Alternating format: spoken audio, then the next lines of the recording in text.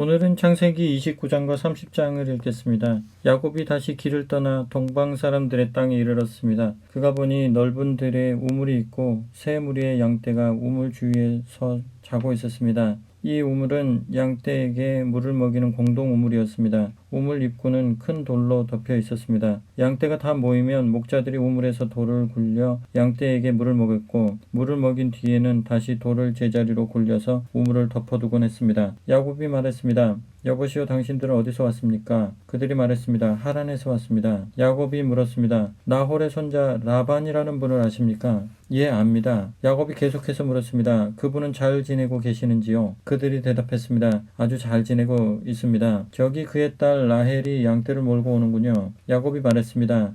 아직 해가 한창인데 지금은 양을 모을 때가 아니지 않습니까? 양떼에게 물을 먹이고 나서 돌아가 풀을 더 먹이는 것이 어떨까요? 그들이 대답했습니다. 우리는 그렇게 할 수가 없답니다. 목자들이 이곳에 다 도착한 뒤에야 물을 먹일 수 있습니다. 우물에서 돌을 굴려내려면 모두가 힘을 합쳐야 하거든요. 그러고 나서야 양떼에게 물을 먹일 수 있습니다. 야곱이 그들과 대화를 하고 있을 때 라헬이 아버지의 양떼를 몰고 왔습니다. 그녀는 양을 치고 있었습니다. 야곱은 자기 외삼촌 라반의 딸 라헬을 알아보았습니다. 야곱은 그녀가 외삼촌 라반의 양떼를 이끌고 도착한 것을 보자마자 다가가서 혼자 힘으로 우물 입구에서 돌을 굴려내고 외삼촌 라반의 양떼에게 물을 먹였습니다. 그러고 나서 야곱은 라헬에게 입맞추고 울음을 터뜨렸습니다. 그는 자신이 그녀 아버지의 친척이며 리브가의 아들임을 라헬에게 밝혔습니다. 그녀는 집으로 달려가서 자신이 들은 것을 아버지에게 알렸습니다. 라반은 자기 누이의 아들 야곱이 왔다는 소식을 듣고 달려나가서 그를 껴안고 입맞추고 고는 집으로 데려왔습니다. 야곱은 라반에게 그동안 있었던 일을 모두 이야기했습니다. 라반이 말했습니다. 너는 내 가족이자 내 혈육이다. 야곱이 라반의 집에 머문 지 한 달이 되었을 때 라반이 말했습니다. 내가 내 조카이긴 하다만 거저 이래서 해야 되겠느냐? 어느 정도의 보수를 받고 싶은지 말해보아라. 얼마면 적당하겠느냐? 라반에게는 두 딸이 있었습니다.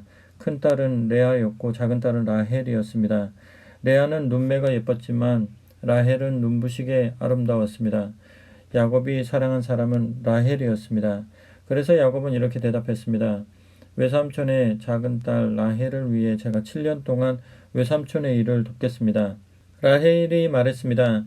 그 아이를 낯선 사람과 결혼시키느니 너에게 주는 것이 훨씬 낫겠다. 좋다. 여기 내 집에 머물러라.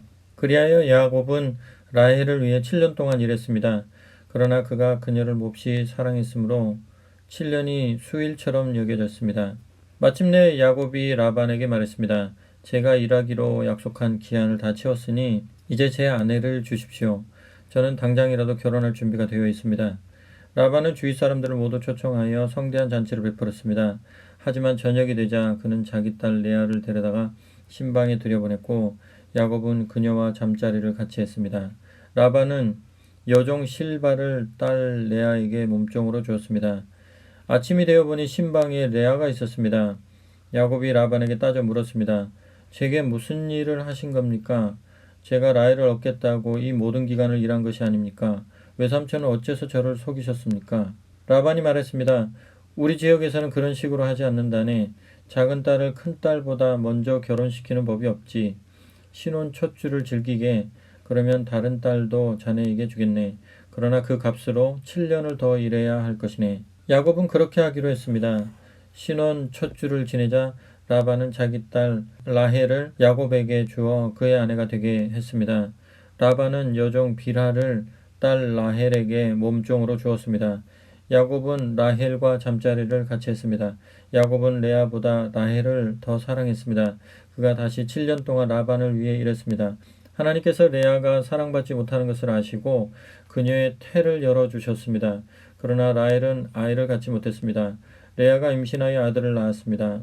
그녀는 아이의 이름을 르우벤, 뜻은 보라, 산의 아이다. 이런 뜻의 이름을 붙여주었습니다.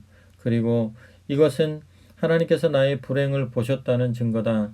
이제 내 남편이 나를 사랑해 줄 것이라는 증거나 다름없어 하고 말했습니다. 레아가 또 임신하여 아들을 낳았습니다. 그녀는 하나님께서 내가 사랑받지 못한다는 것을 들으시고 내게 이 아들도 주셨다 말하고 아이의 이름을 시므온, 하나님께서 들으셨다라고 했습니다. 그녀가 다시 임신하여 아들을 낳았습니다. 그녀는 내가 아들 셋을 낳았으니 이제는 남편의 마음이 나와 통할 거야 하면서 아이의 이름을 레위, 통하다라고 했습니다. 그녀가 마지막으로 임신하여 네 번째 아들을 낳았습니다. 그녀는 이제는 내가 하나님을 찬양하리라 말하고 아이의 이름을 유다, 하나님을 찬양하다라고 했습니다. 그러고는 그녀의 출산이 그쳤습니다. 라헬은 자신이 야곱의 아이를 낳지 못함을 깨닫고 언니를 시샘했습니다. 그녀가 야곱에게 말했습니다. 나도 아이를 갖게 해 주세요. 그러지 않으면 죽어버리겠어요. 야곱이 라헬에게 화를 내며 말했습니다. 내가 하나님이라도 된다는 말이요? 내가 당신이 아이를 갖지 못하게 하기라도 했다는 말이요? 라헬이 말했습니다. 내 몸종 비라가 있으니 그녀와 잠자리를 같이 하세요. 그녀가 나를 대신해 아이를 낳으면 내가 그녀를 통해 아이를 얻어 집안을 이어나갈 수 있을 거예요. 그녀는 자신의 몸종 비라를 야곱에게 아내로 주었고 야곱은 비라와 잠자리를 같이 했습니다. 비라가 임신하여 야곱의 아들을 낳았습니다. 라헬이 말했습니다. 하나님께서 내 편에서 나를 변호해 주셨다. 하나님께서 내 말을 들으시고 내게 아들을 주셨어.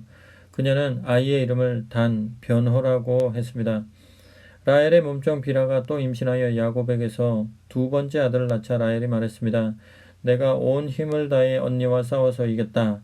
그러고는 아이의 이름을 납달리, 싸움이라고 했습니다. 레아는 자신이 더 이상 아이를 낳을 수 없다는 것을 알고 자신의 몸종 실바를 야곱에게 아내로 주었습니다.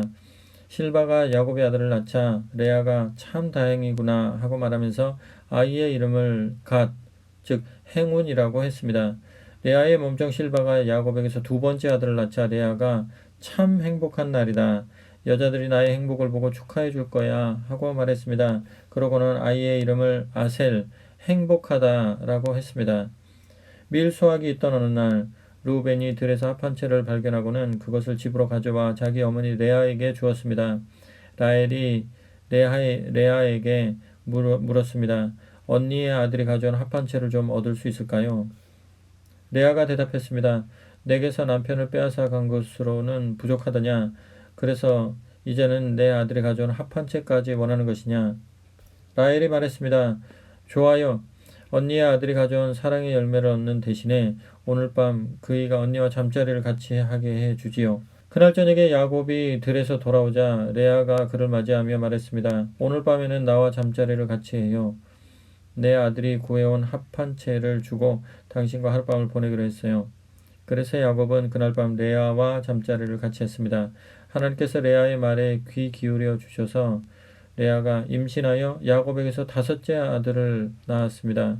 그녀가 말했습니다. 내 몸종을 남편에게 주었더니 하나님께서 내게 갚아주셨다. 그녀는 아이의 이름을 이사갈, 교환했다라고 했습니다.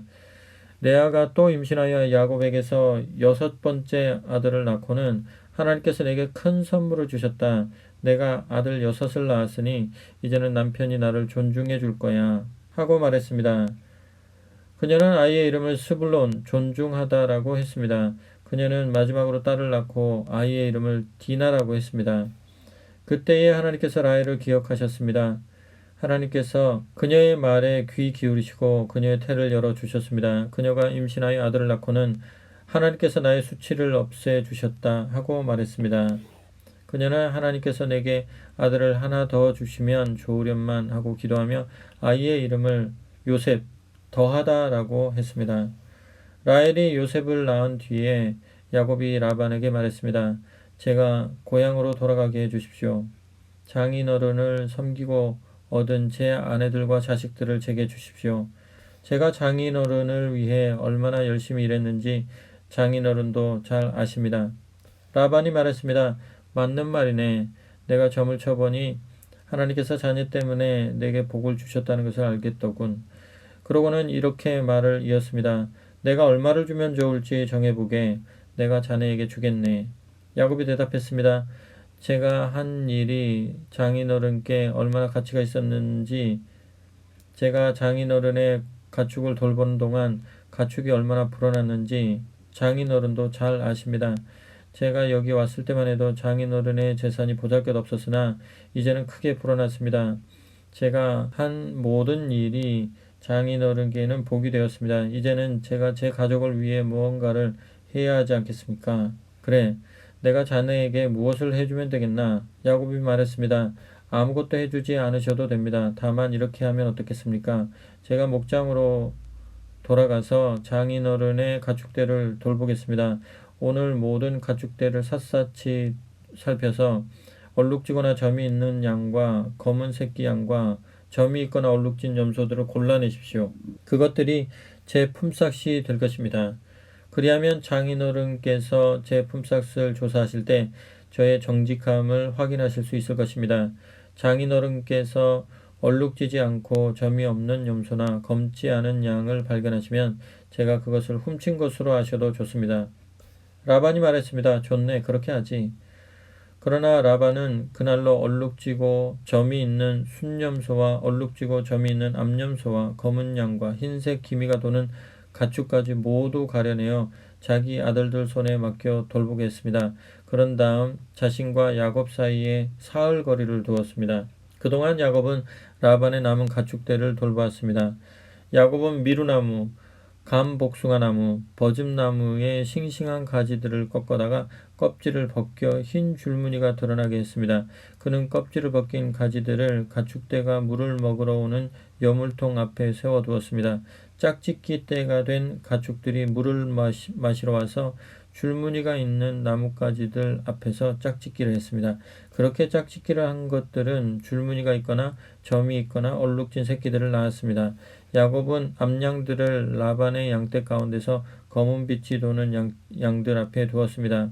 그는 이런 식으로 양떼를 구분해 자신의 것으로 가려내어 라반의 양떼와 섞이지 않게 했습니다. 튼튼한 가축들이 짝짓기를 할 때면 그 가축들이 볼 수 있도록 여물통 앞에 가지들을 세워놓아 그 앞에서 짝짓기를 하게 했습니다. 그러나 약한 가축들 앞에는 그 가지를 세워두지 않았습니다.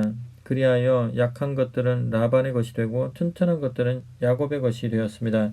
야곱은 점점 더 부자가 되었습니다. 낙타와 나귀는 말할 것도 없고 상당히 많은 양떼와 종들을 손에 넣게 되었습니다. 정말 중요한 목표라면 야곱처럼 인내해야 되겠습니다. 그만한 가치가 있기 때문입니다. 우리가 하나님 나라를 바라보는 것도 마찬가지라고 생각합니다. 정말 중요한 목표입니다. 그래서 인내해야 합니다. 그만한 가치가 있습니다.